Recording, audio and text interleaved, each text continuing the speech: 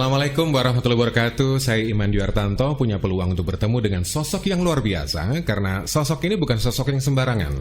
Karena kalau kita lihat dari latar belakangnya, beliau punya reputasi dan jam terbang yang teramat cukup untuk bidang herbal. Kita sedang ngobrol, mengulas, membedah apa yang ada di kepala Pak Bayu Diningrat. Untuk Pak Bayu sebagai founder BSM, Bayu Sehat Mandiri. Jadi begini, kita sudah menyediakan percontohan. Orang Indonesia selalu bilang, mana contohnya? Ya, dibukti nih. Dibukti nih. Ya. Nah, karena itu saya ngambil tempat yang paling ekstrim. Di Mojokerto itu ada satu lokasi yang kita kenal Ndawar Blandong. Daerah yang waktu saya kecil dulu hinaan orang, Mas, enggak pernah mandi. Golek banyu angel kalau enggak ada air. Ya. Tetapi di sanalah saya pakai untuk penelitian dan riset pertama kali. Tahun pertama, Mas, saya tanam di sana, ditertawakan orang. Tahun kedua saya tanam cabai itu sampai semeter tidak sampai, Mas, ditertawakan orang. Tahun ketiga ketika tanah itu sudah terbaik, sudah terolah dengan baik, semua orang komentar heran, cabai kita 1,5 meter tingginya, produksinya besar. Kok bisa? Nah, orang selalu bilang, lah kok bisa? Nah, saya tidak suka ada kata-kata, iya situ banyak uangnya, bisa produksi, bisa tuku pupuk. Tidak, kalau pupuk mereka tahu semua. Jadi mereka tahu kita sedang buat pupuk semua sendiri. Pertanyaannya satu, ketika kita tidak mengolah tanah kita, ini yang membuat jadi kita ngitung ke save the next generation, kita akan mewariskan padang pasir ke anak kita. Tanah itu akan tandus. Dan yang akan terjadi adalah tanah itu akan dijual. Alasannya rugi. Padahal kalau mulai sekarang kita sudah tobat nih, kita mau memperbaiki tanah supaya tanah itu menjadi baik, kita olah tanah kita supaya baik, maka ke depan ini akan jadi luar biasa. Karena apa? Setiap orang masih butuh makan. Visi kita kalau dulu di tempat kami namanya Klinik Agropolitan Indonesia. Jadi ketika di situ visi kita kan SMS, sehat mandiri sukses. Jadi sehat ya dengan produk herbal, mandiri dengan pertanian, sukses itu tujuan gitu. Tapi ketika kita di konsep SMS, kita menyebutnya seperti itu, kita hanya mikirkan kita. Tetapi karena kita sudah berdampak sudah hampir nasional, karena itu saya kepingin gerakan ini menjadi gerakan nasional. Kita sebutnya sebagai kemandirian daerah. Kita coba, Mas, ya. Kita ngitung nih. Banyak orang selalu berpikir, adakah uang di desa, gitu ya, Mas, ya. Saya hitungkan. Saya hitung yang tempat saya sendiri, yang riset saya sendiri. Di Kecamatan Ndawar Blandong. Kecamatan Ndawar Blandong Mojokerto itu total penduduk sekitar 80.000 orang. 80.000 orang itu yang menjadi pegawai hampir 40%. Jadi cara ngitungnya 80 dibagi 4 ketemu 20.000 KK. 20.000 KK dikalikan 40% sekitar ada 8.000. 8.000 itu butuh makan semua dan tidak punya, hampir beli 100%. Nah, ketika mereka belanja 1 bulan 1 juta saja, makan ayam, sayur, telur, beras dan sebagainya, itu sudah 8 miliar per bulan. Pertanyaannya satu, petani di sana tanamnya cabai semua. Masa kan mangan lombok terus. Nah, kita ini kan tidak makan cabai tiap hari 1 kilo, Mas. Makan cabai satu keluarga itu cuma 1 genggam. Nah, itulah yang kita rubah di dalam konsep kemandirian. Jadi saya ngajari petani, saya bina 200 petani di sana. Bagian tanam sayur, si pinter tanam sayur, si pinter tanam jagung, si pinter pelihara ayam, si pinter pelihara kambing, si pinter sing punya kolam, pelihara ikan. Ketika semua bersinergi, ini akan menjadi satu kekuatan yang luar biasa. Nah, kalau bicara soal sinergi, Pak Bayu Sewu, Bapak ini kan berada pada suasana arena yang koyok-koyok itu menentang arus, Pak.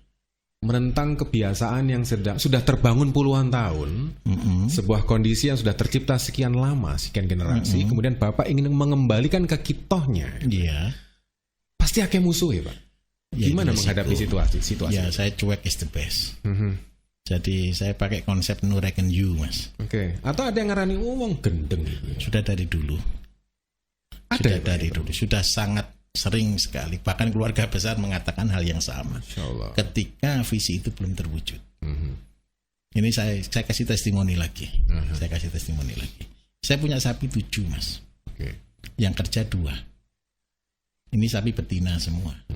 Sapi 7 itu kalau beranak semua, anaknya harga 10 jutaan, setahun dapat 70 juta. Iya. Mas Iman tahu ya, untuk Mojokerto UMR kan sekitar 3 jutaan. Iya, sekitar situ. 3 jutaan, orang 2 6 juta, Mas. 1 tahun 7,72 juta. Jadi dihitung itu rugi. Belum pakannya, belum tenaganya, belum lain-lainnya. Tekor. Orang tua saya sendiri waktu itu ngomong begini ke saya, ini kamu itu loh sekolahnya akuntansi, lah mau pelihara sapi rugi, untuk gaji karyawan aja belikan sapi dapat. Paham maksud saya? Tetapi saya punya pikiran begini, lah kalau saya aja berhenti mikir menjadi petani, gimana yang lain? Akhirnya saya lihat itu sapi, Mas Iman. Saya lihat terus sapi itu sampai 3 hari itu. Saya setiap hari di kandang sapi, nongkrong di situ. Mandang sapi. Terus? Saya cari apa yang pasti dari sapi. Beranak belum pasti. Hidup belum pasti. Makan pasti. Kencing pasti. Berak pasti. Dari situ akhirnya apa yang pasti? Oh, ternyata sapi itu menghasilkan 2 yang pasti. Buang kotoran sama kencing. Mulai hari itu saya olah itu kotoran dan kencing, Mas Iman. Sampai saya timbang, sekali buang kotoran sapi itu bisa 14 kilo, Mas. Terus kencingnya sehari 20 liter, Mas. Ampun. Terus saya hitung habis gitu. Sapi kencingnya saya tampung, semua saya tampung. 1 tahun saya dapat kurang lebih 50 ton kencing. 50.000 liter. Saya olah terus. Akhirnya saya juga berpikir waktu itu saya gunakan jadi POC, pupuk organik cair. Akhirnya ketika saya jadi POC, waktu itu saya jual murah sih, cuma 2.500, enggak laku. Saya jual 5.000, enggak laku, Mas. Akhirnya sama teman-teman salah harga itu, Pak. Gratis Enggak, dijual berapa? 100.000, Mas. Loh. Begitu dijual 100.000, habis itu kotoran kencing sapi. Aneh. Dijual murah malah nggak payu, harga naik begitu rebutan. Nah, karena itu. Jadi kalau saya ditanya orang, Pak, sapinya kok banyak? Ya sepele, karena saya tidak pernah jual sapi, saya cuma jual kencingnya saja. Ikut tambah gendeng nih. Itu mujizat. Total kotoran sapi gitu ya. Jadi itu menjadi income bagi kami. Jadi betul, Mas, harga pupuk kita 100.000 1 liter waktu itu.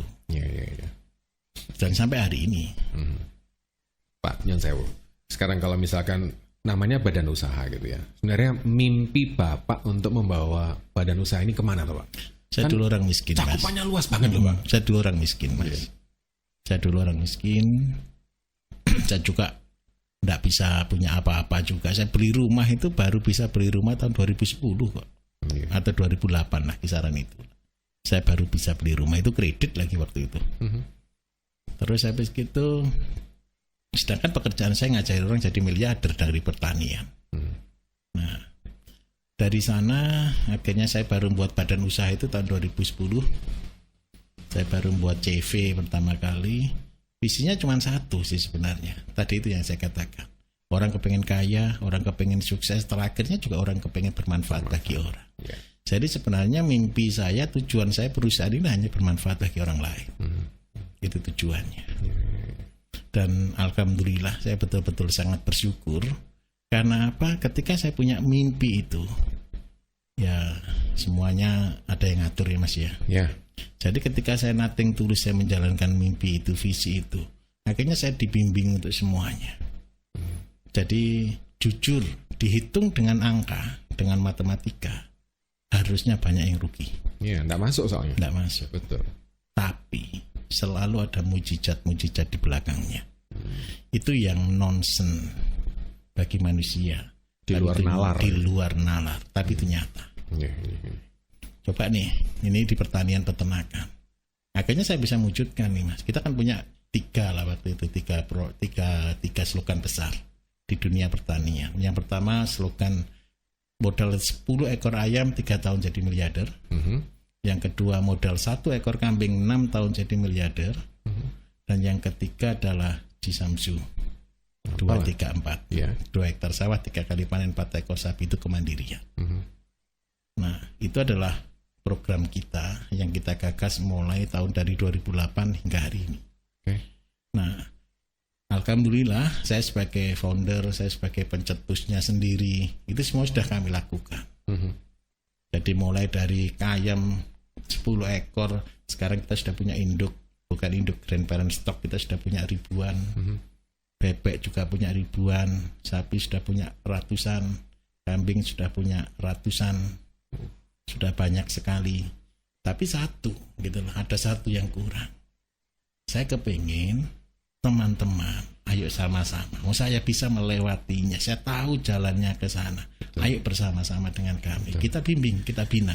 Itu yang membuat saya juga penasaran Pak Bayu, karena mengajak orang untuk membalikkan keadaan. Mungkin dalam kondisi seperti sekarang orang masih mikir-mikir. Pertama modal, kedua pengalaman, terus kalau mau jadi petani atau peternak kotor, terus kapan batine gitu ya, atau kapan untungnya gitu. Bapak sudah melakukan, udah ngelakoni. Berarti artinya sudah ada percontohan yang menjadi tiru, kiblat polanya. Betul sekali. Apakah itu applicable atau bisa diterapkan di daerah semua daerah seluruh Indonesia? Saya sudah ngajar dari Aceh sampai Papua, Mas.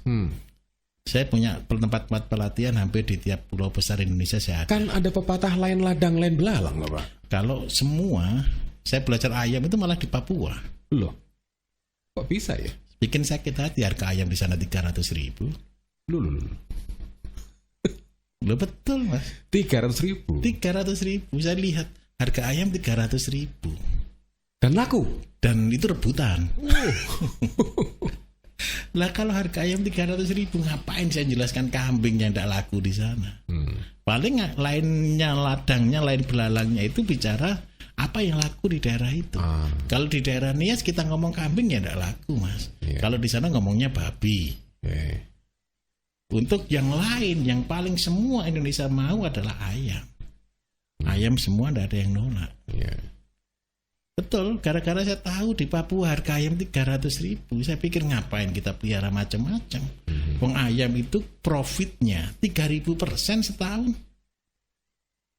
3.000%. Gini, ini saya pakai cara paling tradisional, paling primitif yang tidak perlu sekolah. Ya, hitung-hitungan bodoh-bodohan. Hitungan paling bodoh, ya. Saya kasih tahu, Mas. Ayam itu, ketika saya punya ayam babon, tahu babon ya, Mas? Ayam induk betina. Dia ketemu jago, 7 hari dia pacaran, Mas. 10 hari dia bertelur, 21 hari dia mengeram. Kita tidak pakai teknologi, tidak punya listrik, tidak punya apa-apa. Dia diingon sama induknya sendiri selama 2 bulan. Netes. Bukan netes, setelah netes dia sama induknya kan jalan-jalan cari makan itu itu selama 2 bulan. Total waktu yang dibutuhkan adalah 98 hari satu siklus. Anggap aja 100 hari. Jadi 1 tahun kan 365 nih. Kita bagi 3, kita bagi 100, berarti kan ketemu 3,6. Berarti potensi satu ayam itu 36 ekor 1 tahun. Jadi satu induk nih bisa punya ayam 36 ekor selama 1 tahun. Itu cara paling primitif. Tidak ada listrik. Kalau tidak bisa ya aneh sudah. Ini di hutan ini bisa dilakukan. Saya ngajar di pedalaman Sulawesi, Mas. Saya harus nyebrang sungai 18 sungai, Mas. Saya ngajar di sana di tengah-tengah suku primitif itu ngumpulkannya aja berhari-hari. Terus habis itu tak ajari ayam itu dibawa kemana-mana. Jadi mereka pindah rumah, nomaden mereka. Betul. Ayam itu dibawa kemana sama anjing untuk jaga. Nanti di sana dia pelihara. Ayam itu untuk hidupnya mereka. Pertanyaannya satu, ayam itu harganya berapa? Bisa sampai 500.000 per ekor. Karena betul-betul mahal itu harta. Nah, padahal ketika mereka bawa ayam, tambah lama, tambah banyak. Setelah pindah selesai panen, dia bawa lagi sama anak-anaknya, pergi lagi kemana. Nah, ketika saya ngajarkan dengan pola itu, mereka sangat ngeh. Gitu. Mereka sangat ngeh, ngerti sekali. Gitu. Nah, di Jawa, ya memang harganya akan murah. Karena di sini kompetitor kan luar biasa. Pemainnya banyak, juga kita bermain dengan ayam negeri. Nah, tapi kalau kita kaitkan ke visi kami yang kedua tentang kata sehat, ini sangat penting. Nonsen orang sehat tanpa makan yang sehat. Pasti. sumbernya hidup sehat itu cuman 3, makan sehat, pola pikir sehat, istirahat yang sehat. Itu aja sudah cukup minimal untuk kita hidup sehat. Nah, kalau yang kita makan ini minta maaf tidak sehat, banyak pestiside, banyak macam-macam zat kimia di dalamnya, mau dibawa kemana? Ayo kita tak tanya jujur ini Mas Iman, gantian ini. Ini terbalik posisi kursinya ini. Mau nggak Pak Bayu? Mas Iman dulu, ya anggap aja 20 tahun lalu, jenguk orang karena sakit kanker berapa banyak Mas? Saya kalau mau jujur 3 Pak. Kecil sekali. Hari ini dengar teman sakit kanker banyak atau tidak? Banyak Pak. Kenapa? Ya gaya hidup mereka udah berubah. Bukan gaya hidupnya, karena yang dimakan berubah. Oh, oke. Kalau kita mencintai diri kita mencintai keluarga kita mencintai saudara-saudara kita, kenapa tidak kita selamatkan mereka? Itulah alasan kita harus tetap menjadi petani. Jadi saya katakan petani itu apa sih? Tani itu tawakal niat ibadah Mas. Singkatannya begitu ya. Tawakal, niat ibadah. Apa ibadah kita? Walaupun namanya ibadah itu Mas satu ya, walaupun rugi dilakukan untuk bermanfaat bagi orang lain. Itu yang saya lakukan. Jadi saya dikatakan gila is okay, no problem. Saya dikatakan tidak bisa hitung-hitungan, tidak masalah. Tapi saya akan terus melakukan buat yang terbaik. Karena apa? Ini loh untuk mereka yang ngolok-ngolok itu. Ini loh untuk nolong mereka yang marah-marahin kita. Ini loh untuk bantu mereka yang tanda kutip mengejek kita. Nah, kalau kita tidak selamatkan mereka, siapa lagi? Itu alasannya. Saya dengar ceritanya Pak Bayu hari ini seakan-akan membaca sebuah kisah Nabi. Dulu zaman saya masih nakal, masih kecil tuh saya baca Nabi Nuh. Mendapat wahyu untuk membangun perahu, keluarganya ngelokke, semuanya, tetangganya ngelokke, malah ngarani ini orang gila gitu ya. Sampailah suatu titik kejadian itu terjadi, dan beliau yang menyelamatkan. Ya ampun. Sama juga Mas. Saya pernah nonton film Nabi Nuh yang modern itu, yang kapalnya mendarat di Gedung Putih itu. Ketika saya dapat masalah terbesar di sektor pertanian ini Mas, malam hari pas saya tidak bisa tidur, saya nonton film ini Mas. Saya nangis Mas. Ya ampun. Saya pikir waduh kok mirip-mirip ya. Karo nasibku gitu. Kita masih ngobrol dengan Pak Bayu, pakar herbal atau herbalis Indonesia yang menjadi founder Bayu Sehat Mandiri. Pak Nyun Sewu, dari awal tadi Bapak udah cerita bahwa punya kondisi yang membuat Anda gregetan, kemudian membuat sebuah gerakan, sebuah gebrakan, dan sudah jalan. Betul. Sudah ada prototipnya. Kalau bilang sebagai sebuah kawah condro di muko, sudah adakah alumni yang bisa menceritakan bahwa teorinya Pak Bayu ini memang mumpuni nih Pak, memberikan kesaksian tentang teori Bapak? Banyak sekali. Tempat kita sudah meluluskan 12.500 orang lebih Mas. Di mana aja tuh Pak? Seluruh Indonesia, bahkan 17 negara pernah belajar ke tempat kita. Nggak hanya cuma Indonesia toh? Bukan 17 negara. Oke. Jadi saya sendiri juga sering diundang di luar negeri sebagai pembicara. Kampus-kampus Indonesia juga banyak saya diundang sebagai dosen. Jadi kuliah umum gitu. Kuliah umum. Jadi ya beberapa kampus lah, banyak kampus juga yang sudah undang saya. Tapi kekecewaannya satu, ketika mereka sudah senang di kambing, tidak mau membuat bulat. Padahal keberhasilannya itu harus bulat. Mata rantai itu tidak boleh diputus. Nah, saya juga tidak bisa salahkan teman-teman, karena itu semua berdasarkan dari knowledge ya. Jadi mereka cuma yang penting saya untung, yang penting saya bisa jalan. Tapi ada banyak yang salah. Contoh peternak kambing gitu, mereka larinya ke hobis. Jadi pelihara kambing yang mahal-mahal, harga yang 4 juta, yang 50 juta. Kan tidak real. Kalau kita mau ke konsep saya, buat kambing yang harga 1 juta. Supaya kita bisa potong balibul atau batibul, kan begitu. Nah, karena itu tempat saya sendiri secara pribadi kita tidak bergeser. Kita tetap buat kambing yang semurah mungkin. Jangan salah Mas Iman, sayur yang kita jual paling murah Mas. Kita jual sayur organik. Kita buat sayur terbaik, harganya sama dengan pasar. Cuma Cuman kadang-kadang kalau beli antri, cuman itu aja. Ya, kalau di kota besar itu sayur organik harganya relatif lebih tinggi ketimbang harga di pasar. Harga di pasar biasanya 5.000, organik bisa 20.000, Mas. Leres. Lah saya kepingin, itulah ibadah. Kita buat yang terbaik. Kita jual yang standar. Artinya apa? Nawa itu kita adalah untuk nolong orang. Jadi ketika orang itu beli, seneng. Lah masalah petani terbesar kan cuma satu, Mas, harga. Yeah. Pas panen harganya amblek, pas panen tidak laku. Kenapa kok begitulah? Karena semuanya nanamnya bareng. Tidak dimanage dengan benar. Karena itulah BSM ini kepingin kalau tani tanam semuanya jangan sekaligus sama. Kita harus sesuai dengan kebutuhan pasar.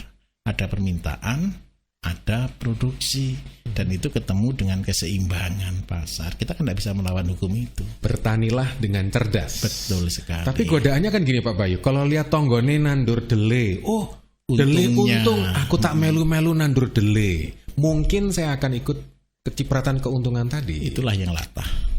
Lah. Itulah yang kita harus rubah. Jadi kenapa kok begitu? Tadi saya katakan, kalau orang ingin buat pabrik modalnya apa sih? Tidak perlu modal. Punya ayam 10 itu sudah lebih dari cukup. Saya kasih contoh, Mas.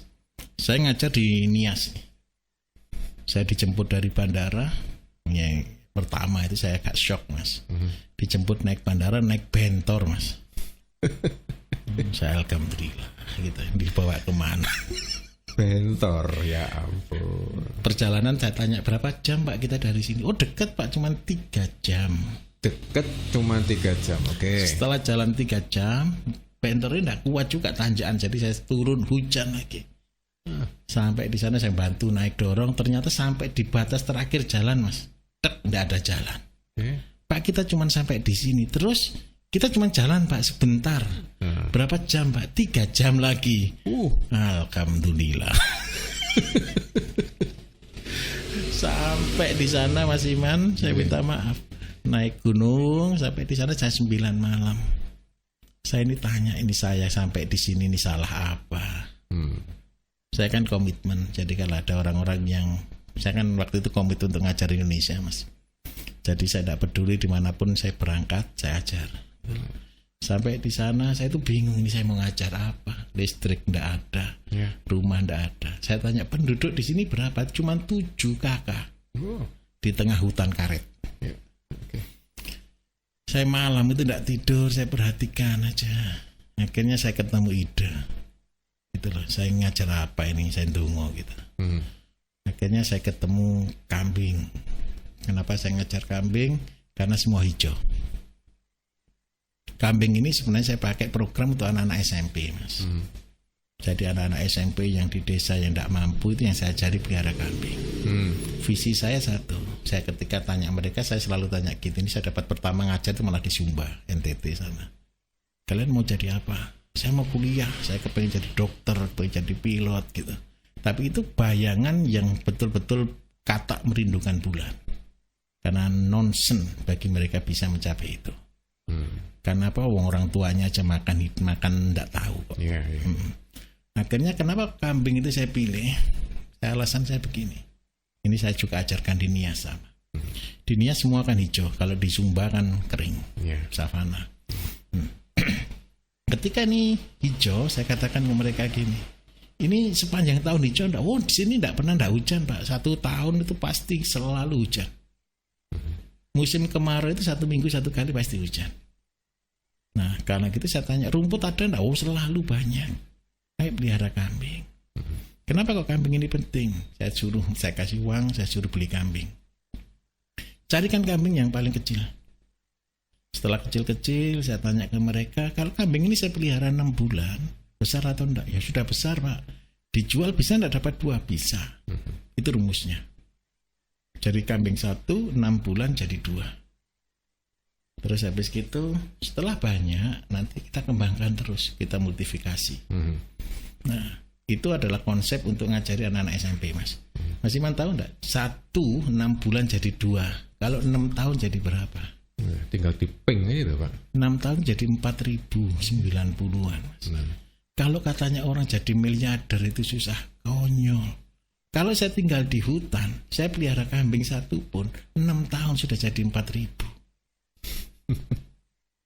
Itu kalau 4.000 ekor. Kalau harga 1 juta kan 4 Nah, miliar. pas udah kurban itu kan ya bisa harga 1 juta, 2 jutaan itu. Lebih bisa. Ya. Nah, alasan saya cuma sepele begini. Coba bayangkan. Anak-anak SMP nih. Dia 3 tahun cuma jadi 36-an. Ketika dia punya 36, itu sudah punya jadi gajinya pegawai.